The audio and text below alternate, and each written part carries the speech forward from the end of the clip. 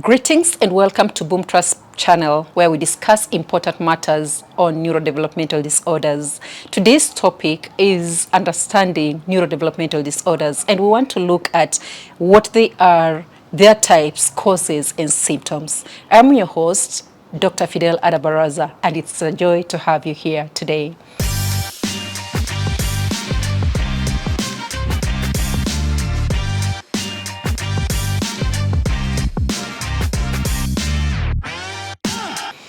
And so we want to begin with the basics. We have been looking at the topic of neurodevelopmental disorders for a time now, but we want to understand that in a little deeper way. Neurodevelopmental disorders, or NDDs, are conditions that affect how the brain and nervous system develop. And so they are basically injuries on the developing brain and the central nervous system, or at times either or of the two.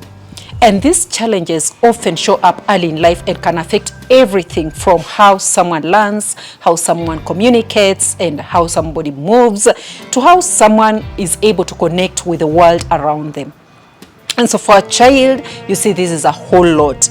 And you have probably heard of conditions such as autism, attention deficit hyperactivity disorder, or attention deficit disorder, cerebral palsy, and these are just but a few examples. And so today we want to look at each one of them, breaking them into detail to see what they are.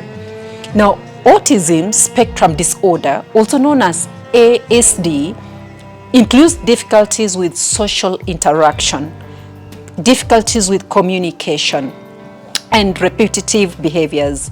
And you've probably seen the phrase spectrum used many times. The reason why the word spectrum is used on autism is because no two individuals with autism are the same.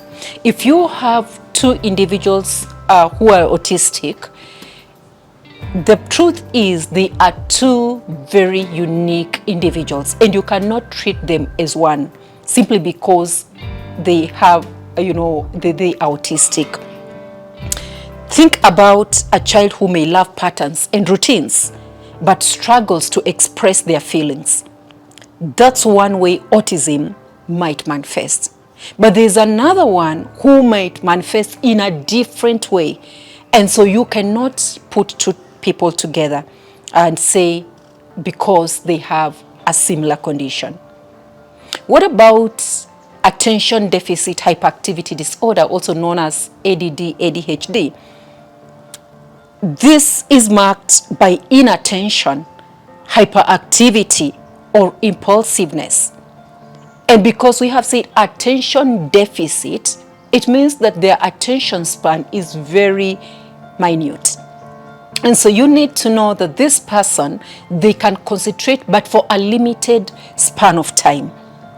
Now, picture a student who can't seem to sit still in class or struggle to stay focused on a task. Many a times people might punish, or teachers might punish, this particular child or learner because of their lack of attention for a particular period of time. But it is not in their wanting to not be still.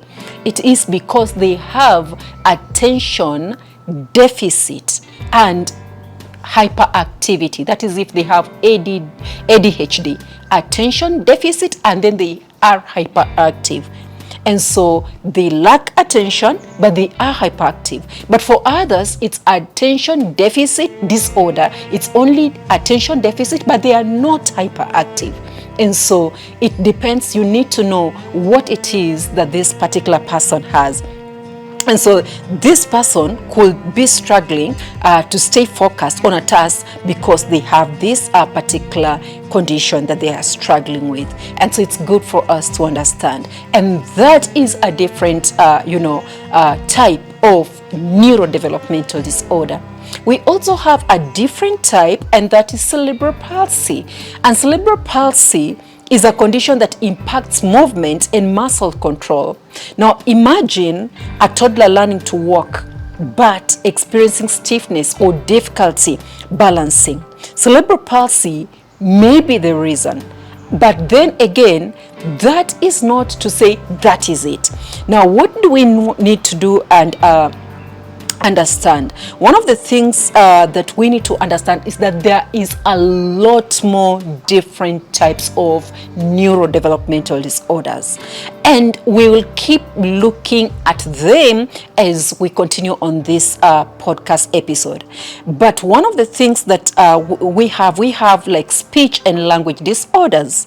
We have learning disabilities like dyslexia.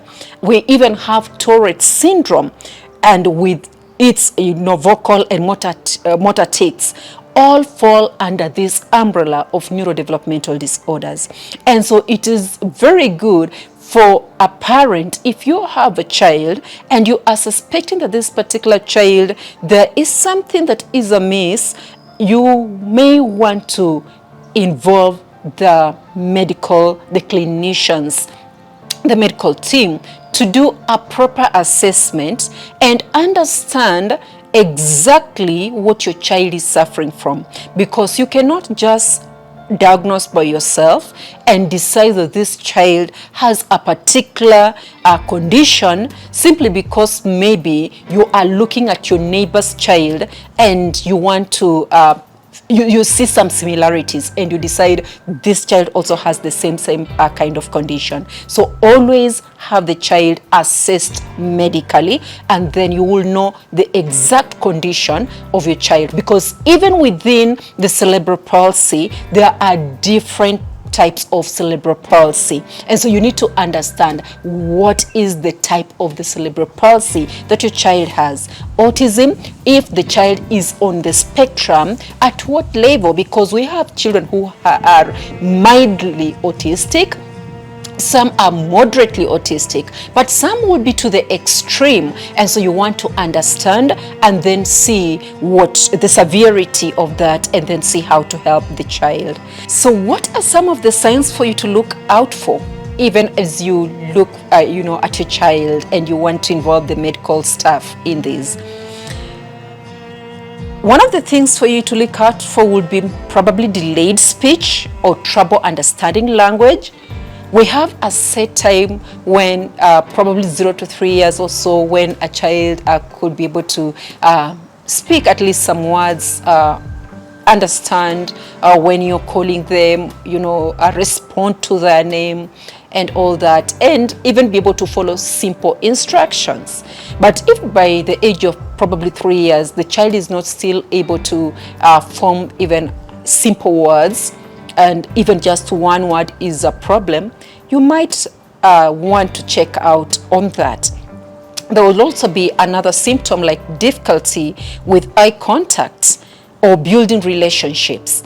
And there will also be another symptom of maybe hyperactivity or repetitive behaviors, where the child, if it's repetitive behaviors for autistic children, you'll find them, they flap their ears, they want to jump and they're flapping their ears, or they're repeating the same thing over and over and just going round and round, or at times even just meltdowns that are so uncontrollable, and for no reason. A child is crying uncontrollably throughout for a very long period of time, and you don't know what to do without any particular cause. There could be even sensory sensitivities, like being overwhelmed by loud noises or bright lights and all that. Those are some of the symptoms for a parent to look out for. If you have a child and you are noticing this, you may want to include and find out from the medical clinicians what you should be able to do. Here's an example. Think about a child in a classroom who gets anxious in noisy environments. They completely get anxious, they get confused, but thrives in very quiet, structured activities. Now, you need to be able to check out if you're a teacher on such a child, and instead of probably making fun of such a child, instead of having the other children probably make fun of such a child, you want to be able to take note of such and see how that child can be helped, because understanding these behaviors can lead to better support. And this is why it matters. By understanding neurodevelopmental disorders, we are not just defining conditions, rather we are opening the door to empathy, early intervention, and better inclusion, because ours is to create inclusive societies. Remember, every individual with a neurodevelopmental disorder has strengths, and whether it's a unique perspective, a sharp memory for details, or creativity that shines in unexpected ways, this person is unique, and this person can thrive. It is for you and I to create accessible environments for them to be able to thrive. And here at Beauty Out of Mire, we all belong to something beautiful. And we know that everyone is able to thrive. And so let's see the beauty in every person. Thank you for listening in to Boom Trust channel, where we all belong to something beautiful. Together, we can create an inclusive society where every child and every youth and every person is able to thrive. Remember to follow us, subscribe, and like on all our social media handles. And until next time, keep it beauty out of Mire. Bye-bye.